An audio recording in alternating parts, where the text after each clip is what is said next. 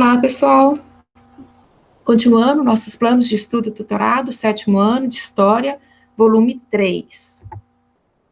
Nessas 4 semanas, o que nós vamos estar estudando? Na semana 1, os diferentes processos históricos das monarquias, semana 2, o pioneirismo português nas grandes navegações, na semana 3, a organização das sociedades americanas, à época da conquista, e na última semana, semana 4, a organização do poder e as dinâmicas do mundo colonial americano. Então, planos de estudos, tutorados, PET, História, 7º ano, volume 3, tá? Para 4 semanas aí de estudos. Relembrando, então, quer saber mais? Anotar é um exercício de seleção das ideias e de maior aprendizado por isso. Ao anotar, fazemos um esforço de síntese. Como resultado, 2 coisas acontecem. Em primeiro lugar, quem anota entende mais, pois está sempre fazendo um esforço de captar o âmago da questão. Repetindo, as notas são nossa tradução do que entendemos do conteúdo. Em segundo lugar, ao anotar, nossa cabeça apaga menos. A disciplina de selecionar o que será escrito ajuda a manter a atenção no que está sendo dito ou lido, com menos divagações ou preocupações com outros problemas. Quando bate o sono ou o tédio, é a melhor maneira de retomar a atenção. Então, caro estudante, busque anotar sempre o que você compreendeu de cada assunto estudado.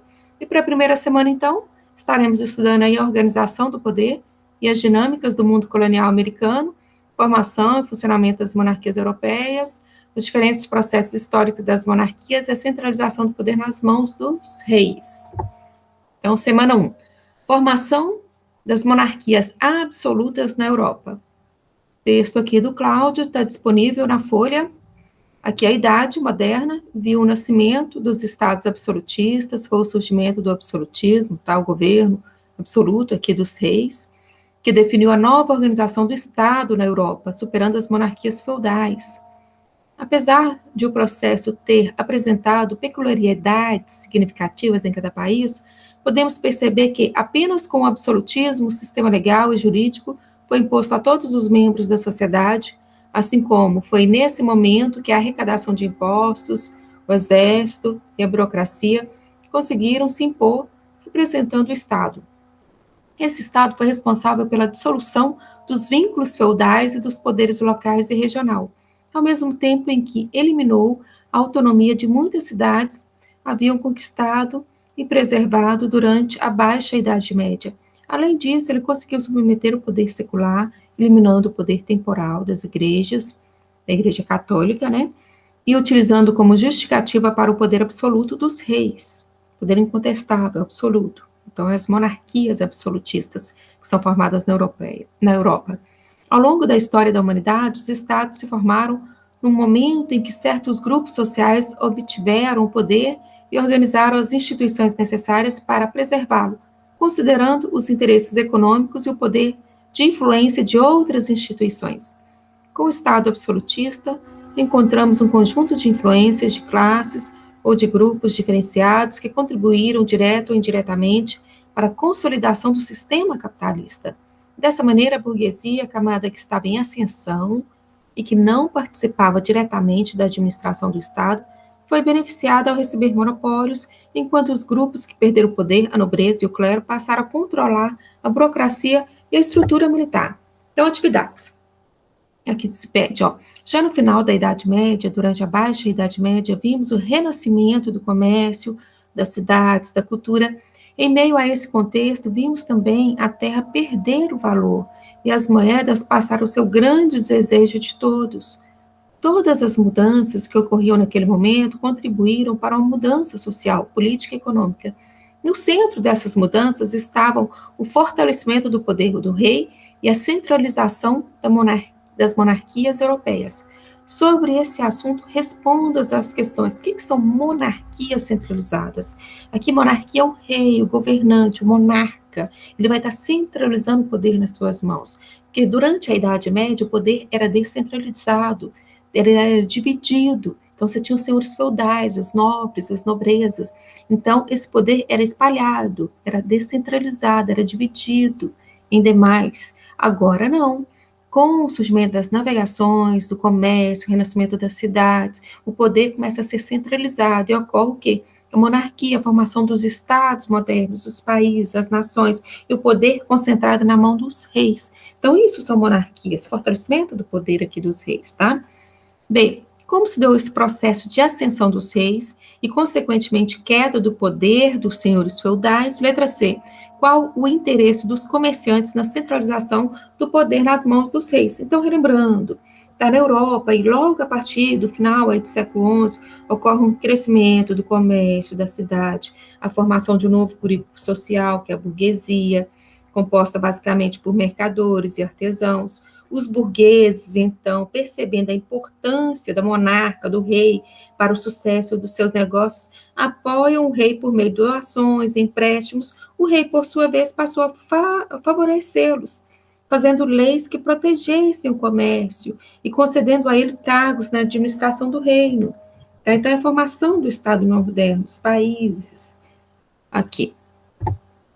Depois pergunta, então, de que maneira os comerciantes contribuíram, então, para fortalecer o poder do rei, uma troca, tá? Letra E, quais os benefícios do ponto de vista político e econômico do processo de criação desses estados nacionais europeus. Então, a formação dos países aqui, isso vai contribuir para o desenvolvimento do comércio, ou seja, a burguesia ela vai se sair aqui mais fortalecida. Depois, na questão número 2, observe a imagem a seguir e responda as questões abaixo. Aqui a imagem, você consegue perceber aqui sentada, aqui na cadeira, aqui no alto, aqui o rei, o monarca, do lado aí você tem os representantes da igreja, a igreja católica, os bispos aqui, o papa, do outro lado, aqui nobreza, burguesia, e embaixo, aqui é o povão mesmo, tá? Então, letra A, descreva o que você observa na imagem. Quem são as pessoas representadas?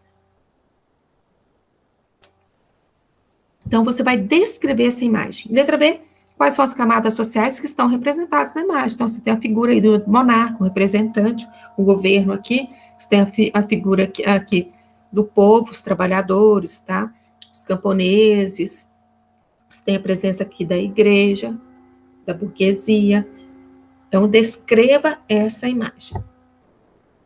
Letra D. Dentre os grupos representados, quais que detinham maior poder? O que levou a construir essa sua hipótese aqui? Então, a igreja ainda é muito poderosa, assim, nessa época. Aí o rei ainda concentra mais ainda poder nas suas mãos. Então, você vai descrever aqui essas pessoas que detinham realmente o poder. Depois, na questão 3, durante a Idade Média, não existiam os estados modernos, país, a nação, o sentimento de nação, nacionalidade, esses estados delimitados. Ó. Então, durante a Idade Média, não existiam os estados modernos. Na verdade, a partir do século X, começou o movimento para a criação das monarquias nacionais, monarca, rei, nação, país, nacionais. As monarquias nacionais foram se formando gradativamente após o enfraquecimento do sistema feudal, a Idade Média, e o fortalecimento da burguesia, que se deu por meio do renascimento do comércio. A partir aí, final da Idade Média, o começo das navegações, século XV, tá? No processo de formação das monarquias nacionais, além dos próprios reis, pelo menos 3 grupos estiveram envolvidos, que é a burguesia, que é a nobreza e a igreja. Cada um desses grupos tinha interesses próprios. Dessa maneira, pesquise em seu livro didático na internet e descreva os interesses de cada um dos grupos sociais listados abaixo em relação à criação dos estados modernos. Então, você tem a burguesia aqui, comércio, então ela quer que realmente fortaleça aqui o poder aí do monarca, forma realmente esses países, esses estados, essa nação para o desenvolvimento do comércio. A nobreza, ela aqui é parasitária, que é a dependência aqui em relação aos reis, e a igreja também, ela não perde a força, ainda continua. Bom, 4. Em função das muitas disputas territoriais, o processo de centralização das monarquias europeias não foi marcado por momentos de tranquilidade e paz. Pelo contrário, muitas guerras aconteceram nesse período de disputas territoriais e centralização de poder dos reis. Entre as guerras que ocorreram, podemos destacar a Guerra dos 100 Anos, que se iniciou em 1337 e teve fim em 1453. Observe a imagem abaixo, e em seguida responda as questões abaixo. Tá, a Guerra dos 100 Anos, quais eram os países envolvidos aqui? A França, a Inglaterra. São os períodos realmente de guerras, de conflitos, tá? Lembrando, essa guerra aí, ela vai, dos 100 anos, ela estimulou a fidelidade ao rei Carlos VII, que confiou a liderança dos seus exércitos, na época, para a camponesa Joana d'Arc. O rei e a camponesa passaram, então, a ser vistos como símbolos de uma identidade nacional em construção. O outro, que eram os ingleses, diferente nos costumes, na língua e no vestuário. Era a guerra dos 100 anos aí entre a França e a Inglaterra. E aí a presença da Joana d'Arc para estar liderando esse exército para não ceder territórios para a Inglaterra na época. Ó, a pergunta letra A, quais os reinos que estavam envolvidos, então, na Guerra dos 100 Anos? Faz essa pesquisa aí, essa guerra entre a França e a Inglaterra. Quais eram os interesses em disputas durante a guerra? Territórios aqui. Então, a França acabou não cedendo, ela lutou e teve a liderança aí, tá, de uma mulher na época, que é a Guerra dos 100 Anos, aqui é a Joana d'Arc. Letra C, ao final da guerra, limites territoriais estavam delimitados. No entanto, para além da conquista e demarcação de terras, qual foi a maior consequência para os reinos envolvidos na Guerra dos 100 Anos? Então, essa Guerra dos 100 Anos, você vai delimitar o seu território, aqui você vai fortalecer, e aqui a figura do rei, do monarca, do governante, aqui concentrando o poder nas suas mãos, e depois, resolvidos os problemas internos, aí partem para o comércio mesmo. Agora, continuando. Letra D. Na Guerra dos 100 Anos, uma figura ganhou destaque. Então, você vai fazer uma pesquisa sobre a Joana d'Arc. Quem foi a Joana d'Arc?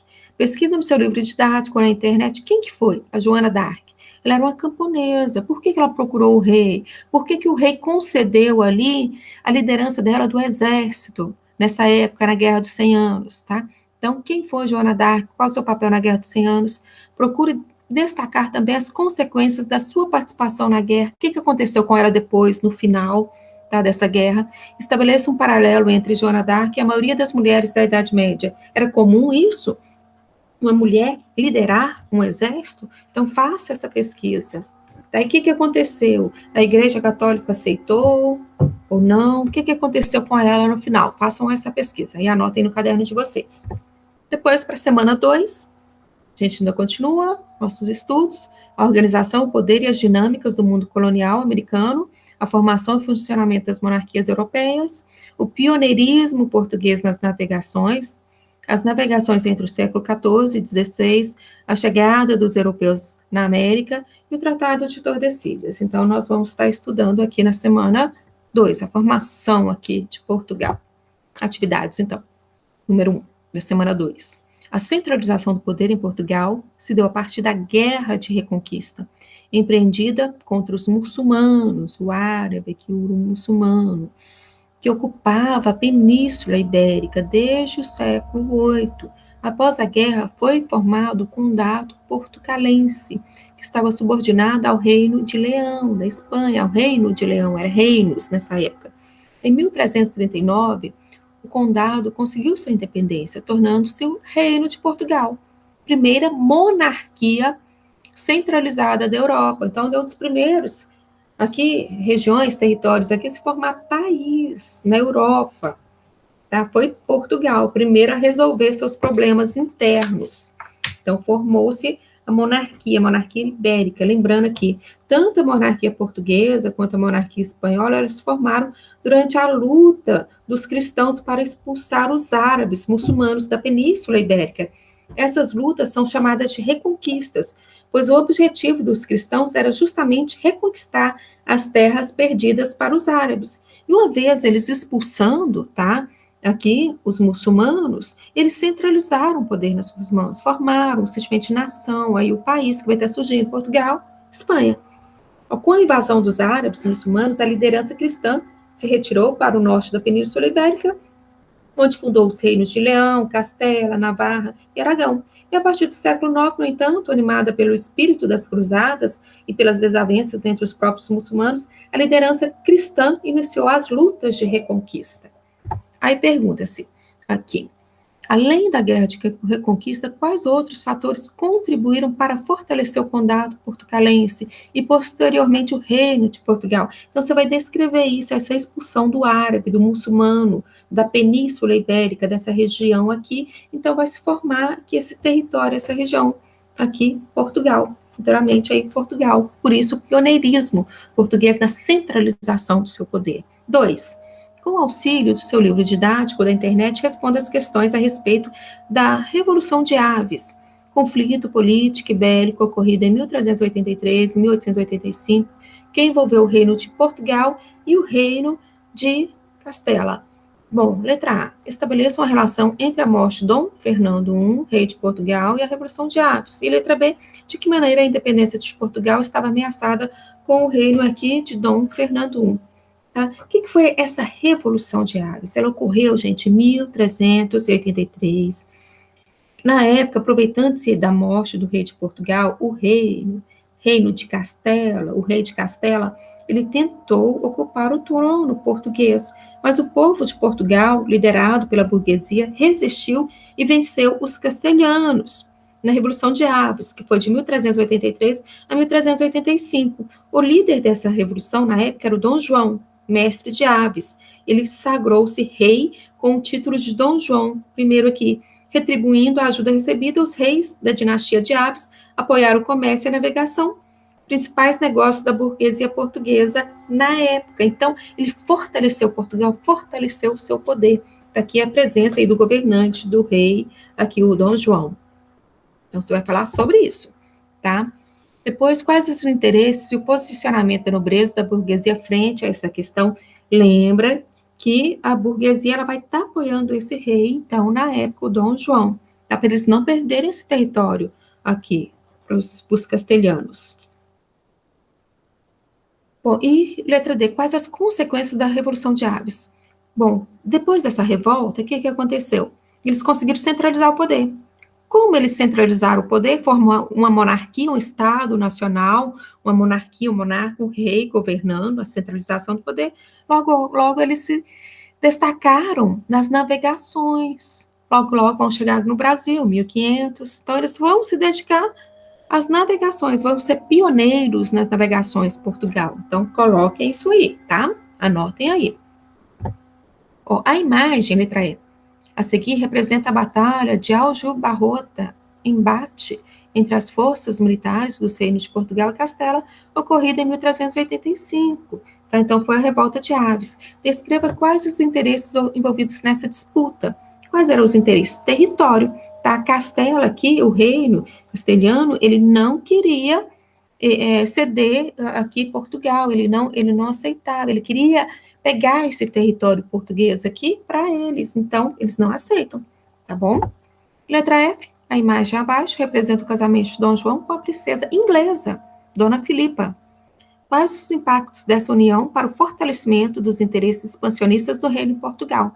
Significava que os castelhanos aqui, o que acontecia? Os espanhóis não iam ter coragem mais de tomar esse território aí de Portugal. Então, ele fortaleceu o seu poder, tá? Ou seja, ele conquistou amigos, e aqui, no caso, são os ingleses, tá? Que Dom João vai casar com a princesa inglesa. Então, se Portugal fosse para uma guerra, ia ter o apoio do amigo, que era os ingleses na época. Então, isso fortalece esse casamento, vai fortalecer o poder aqui dessa monarquia que está surgindo aqui em Portugal. Aqui. Então, vai fortalecer o poder dos portugueses. Número 3. Logo após sua formação, o Estado português adotou uma política expansionista, de expansão, tá?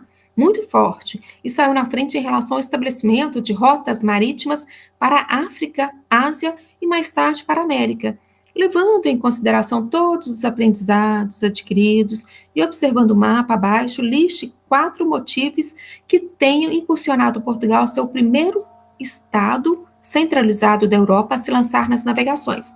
Se você der uma olhada no mapa, as linhas aqui, essas setas de vermelho, isso aí são as rotas portuguesas de navegação.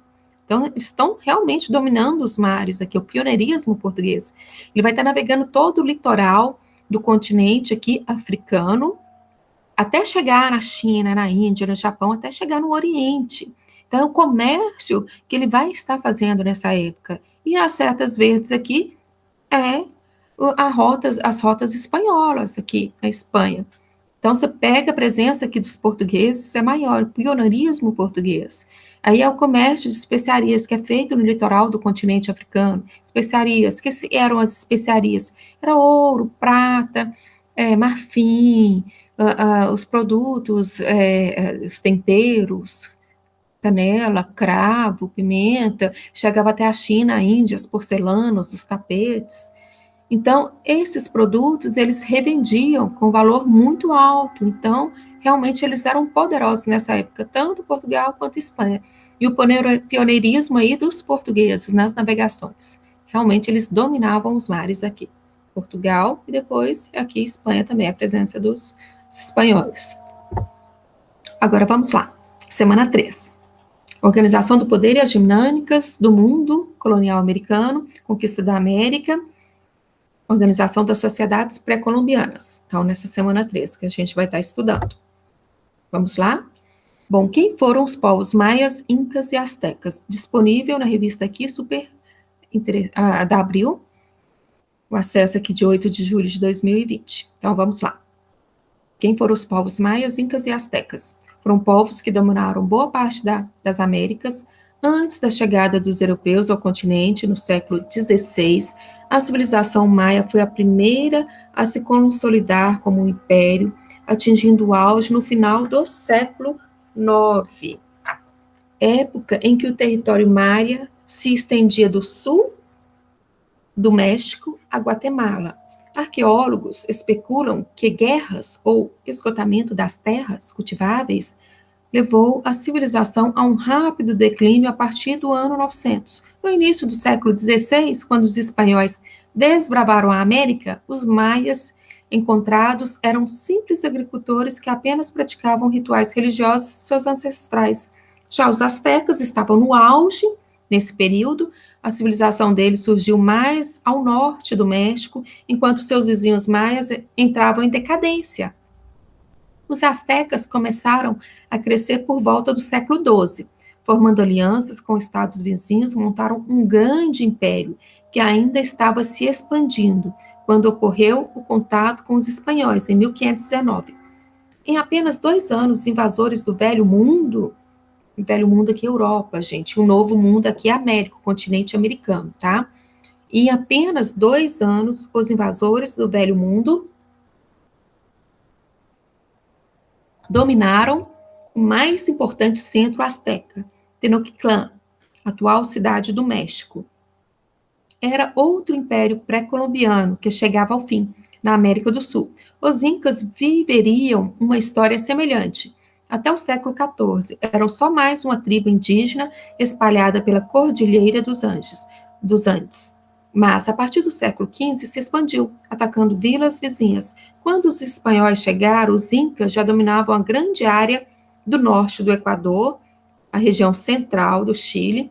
Epidemias e lutas pela sucessão imperial deixaram a civilização enfraquecida para enfrentar os conquistadores europeus. Resultado: assim como fizeram com os astecas, os espanhóis derrotaram rapidamente o Império Inca. Levou só 3 anos, de 1532 a 1535. Foi um verdadeiro massacre. Aqui são as epidemias, eles não conheciam a gripe, gente, a varíola. Então, essas doenças, o que vai acontecer? Vai dizimar, vai acabar, realmente, vai contribuir para acabar com o império. Vamos lá. Agora, as atividades. Leia o fragmento da reportagem Civilização Maia, observe as imagens e responda as questões. Os maias formavam a civilização que foi desenvolvida na região conhecida como Mesoamérica, que se localiza entre o que hoje conhecemos como América do Norte e América Central. A civilização maia teve seus principais centros localizados na Guatemala e no México, mas seus vestígios também foram encontrados em El Salvador, Belize e Honduras. São conhecidos por serem uma civilização pré-colombiana e também uma civilização mesoamericana. Imagem 2. Aqui as ruínas de Tikal, uma das principais cidades maias durante o período clássico. Mas quando os europeus chegaram, esse império aqui, dos maias, já não tinha mais tanto poder, tá? Não só pequenos agricultores, mas os dos incas e astecas, sim, são impérios poderosos. Vamos lá. Observe a imagem 1. Olhando para o mapa, em termos de organização política, o que difere os maias dos astecas e dos incas? Olha, os astecas é no Vale do México, à beira do lago Texcoco. Em 1325, fundaram a cidade de Tenochtitlan, era um império astecas. Eles submetiam outros povos, que eram a pagar impostos. Os maias, o império já tinha sido desfeito quando os europeus chegaram à América, tá? Ó, vamos lá, letra B. Quais civilizações antigas ocuparam o território dos maias? De que forma essas civilizações influenciaram o povo maia? Houve alguém anterior? Letra C. A imagem 2 representa as ruínas de Tikal, uma das mais de 50 cidades-estados maia. Sobre a imagem, responda: como estava organizada a cidade de Tikal e como eram as suas construções? Eles construíram um império mesmo, eram pirâmides que eles construíam na época. Vamos lá. Quais os conhecimentos eram necessários para erguer cidades como essa? Então, tinham que ter muito conhecimento em matemática aqui, para erguer essas pirâmides, essas cidades. 2. Leia o texto abaixo, observe a imagem e em seguida responda as questões. Tenochtitlan foi fundada em 1325 e tornou-se a capital do Império Azteca, no final do século XV. A cidade originalmente se localizava em duas pequenas ilhas no lago Texcoco. Através da construção de ilhas artificiais, Tenochtitlan se expandiu, passando a cobrir uma área de mais de 13 quilômetros quadrados, por volta de 1519. Sua população era estimada em 400 mil pessoas. A capital refletia a riqueza e o poder do Império Azteca. Tenochtitlan tinha palácios deslumbrantes e templos no topo de pirâmides. Aqui eles construíram a verdadeira cidade aqui em volta desse lago. Então, a cidade de Tenochtitlan. O trecho, a letra A, o que o trecho do artigo diz sobre a organização da cidade de Tenochtitlan? A imagem confirma ou contesta o que o trecho do artigo representa. Então, volte lá no texto, tá? Dá uma lida novamente. Tá aqui, essas civilizações, esse império astecas, para estar respondendo. Vamos lá? Em relação à cidade de Tenochtitlan, o que mais lhe chama atenção? Então, eles construíram uma cidade em cima aí desse lago. Então, você tem que ter muito conhecimento. Então, não era só os espanhóis os únicos construtores. Então, você pega os astecas, um conhecimento muito grande. E, na época, os conquistadores espanhóis, eles acabaram realmente admirando a enorme construção que era essa cidade, a Tenochtitlan, hoje a cidade do México, tá? Vamos lá, continuando. Muitos conquistadores diziam que as sociedades pré-colombianas eram primitivas e não civilizadas. A partir do trecho do artigo, com base na análise da imagem, podemos confirmar ou discordar dessa linha de pensamento. Justifique sua resposta. Dá uma olhada novamente na imagem. Você consegue construir uma civilização, uma cidade inteira em volta desse lago. Então, você tem que ter muito conhecimento e um poder muito grande. Agora, vamos lá. Número 3. Leia o trecho do artigo Os Muitos Milhos do Vale Sagrado dos Incas, de Joana Monteleone.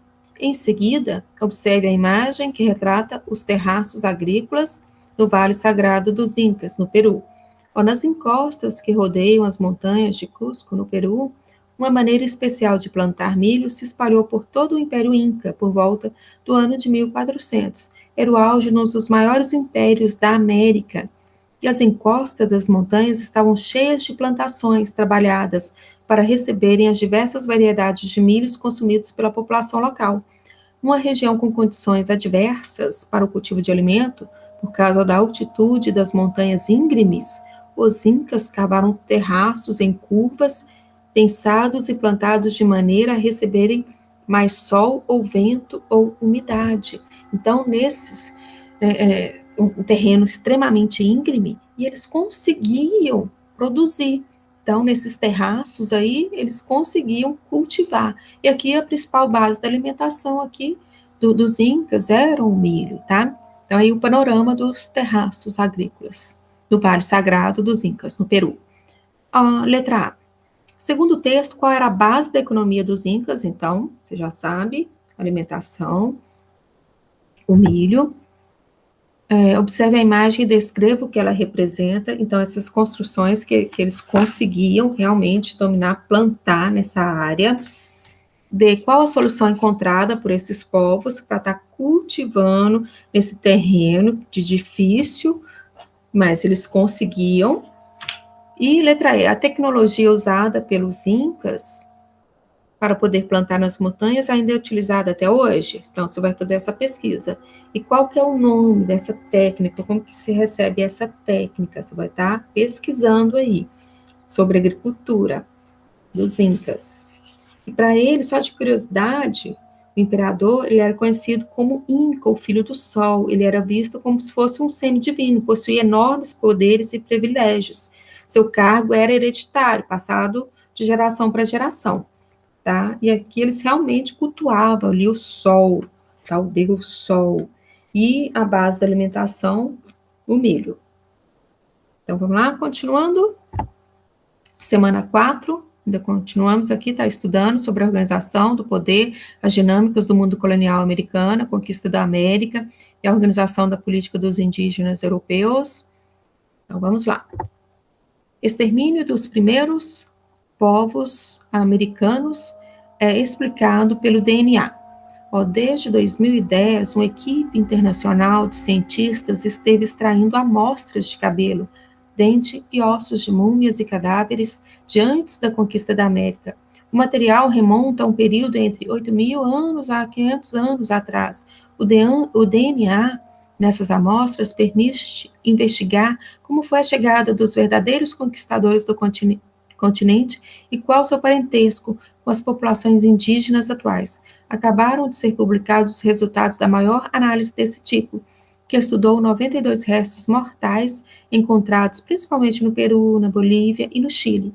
Os pesquisadores sequenciaram o genoma mitocondrial, a parte do DNA que passa das mães para os filhos, e compararam ao de populações atuais da América do Sul. O resultado indica que grande parte das populações indígenas originais desapareceu depois da chegada dos conquistadores espanhóis. Segundo o trabalho publicado, então, nenhuma das linhagens genéticas encontradas nas múmias chegou aos indígenas da atualidade. Então, atividades. O texto abaixo é um relato de Hernández Cortés, conquistador espanhol, que foi um dos responsáveis pela conquista e dominação da civilização asteca. Leia o texto e em seguida responda as questões abaixo. Fiz com que limpassem aquelas capelas, pois estavam cheias de sangue dos sacrifícios que faziam, os astecas que se faziam. Em lugar de ídolos, mandei colocar imagens de Nossa Senhora e outros santos, apesar da resistência de Montezuma. Eu os fiz entender quão enganados estavam em ter esperança naqueles ídolos, e que deveriam saber que existe um só Deus, e que este é que deveriam adorar. As estátuas desses ídolos são tão grandes quanto um homem. São feitas de sementes e legumes que comem, moídos e amassados com sangue de coração de corpos humanos, os quais arrancam do peito vivo.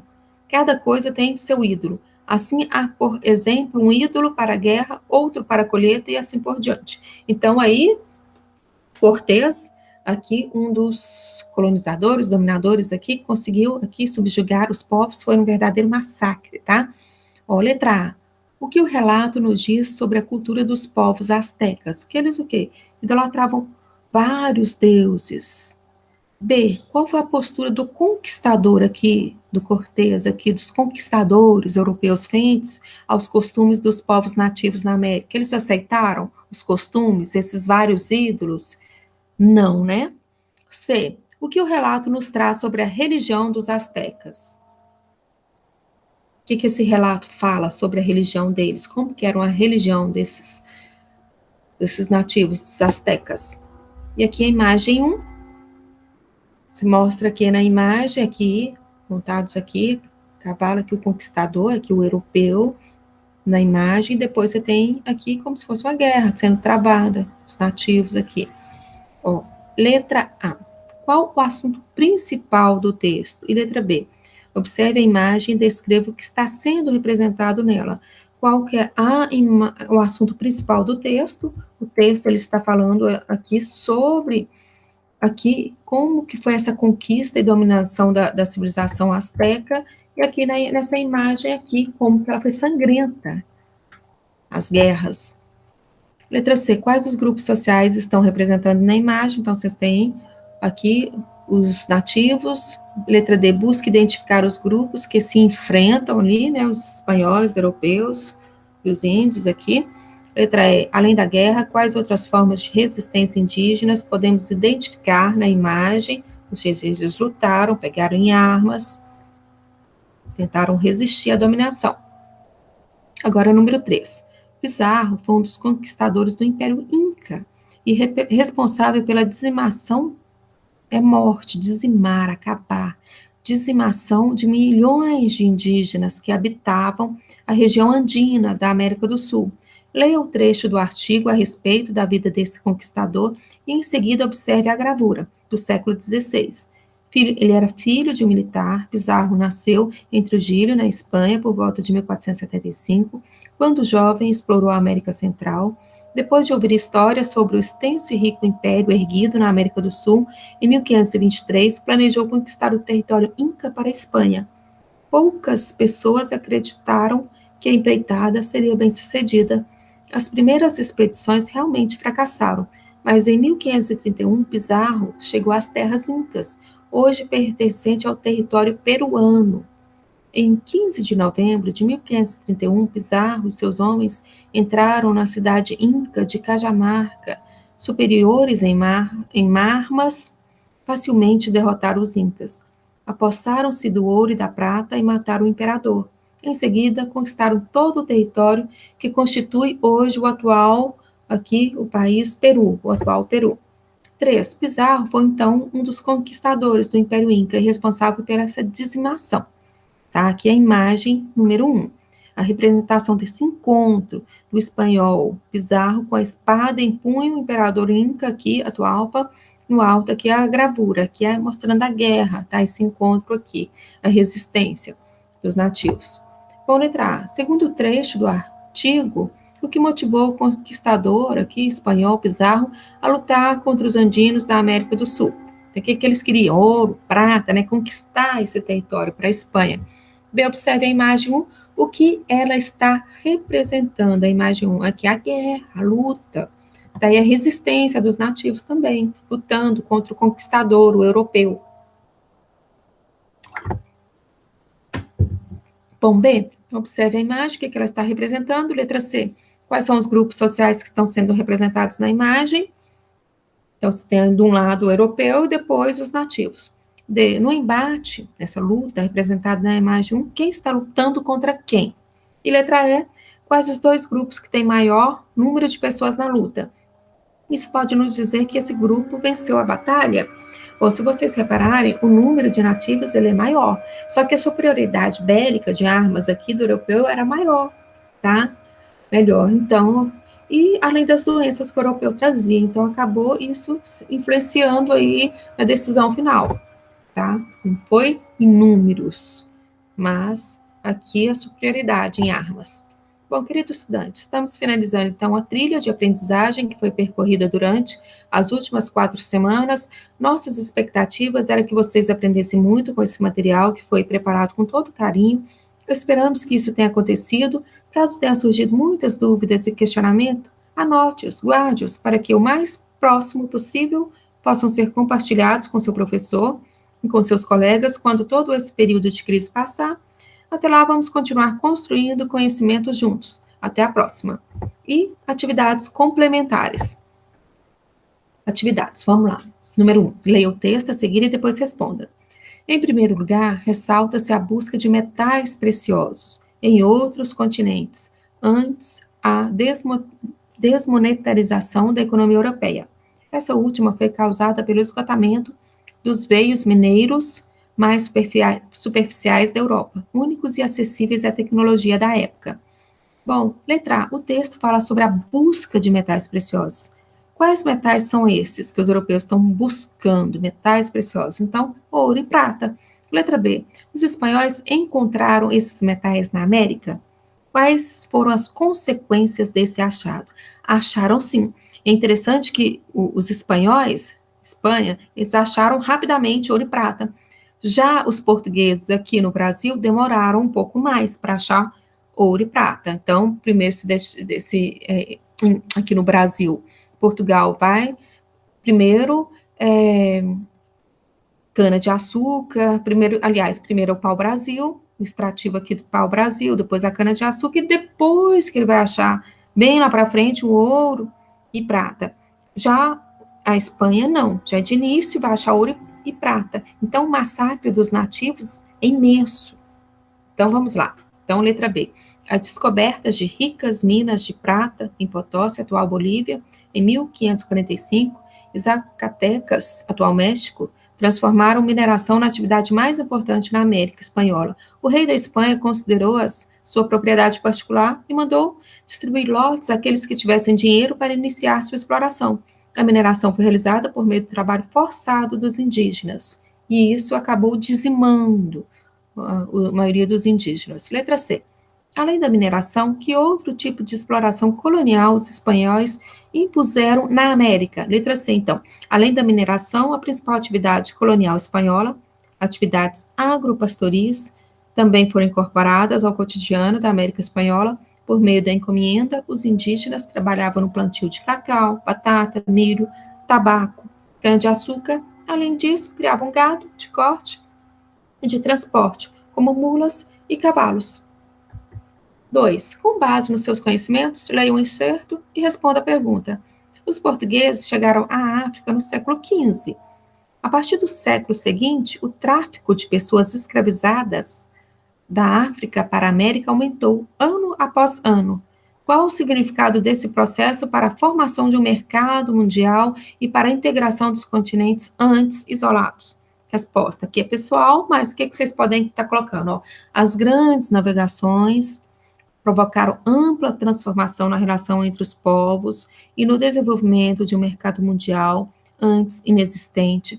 Esse novo mercado integrou os continentes sob a hegemonia dos europeus, seja por meio de formas econômicas, como o comércio, a produção de novas riquezas em grande escala, produção de açúcar na colônia portuguesa, por exemplo, seja sob formas não econômicas, como a utilização da violência também em larga escala no processo de escravização de povos da África, no extermínio de indígenas no continente americano. Entretanto, apesar da destruição de culturas na América e da desumanização que significou a escravidão de indígenas e africanos, de tudo isso, resultou um mundo mais integrado, uma circulação cada vez mais rápida de pessoas, mercadoria e riquezas sob a égide do capitalismo mercantil europeu. Bom, se chegou até aqui, obrigada. Bom, até a próxima, até os nossos próximos estudos, tutorados. Então, obrigada.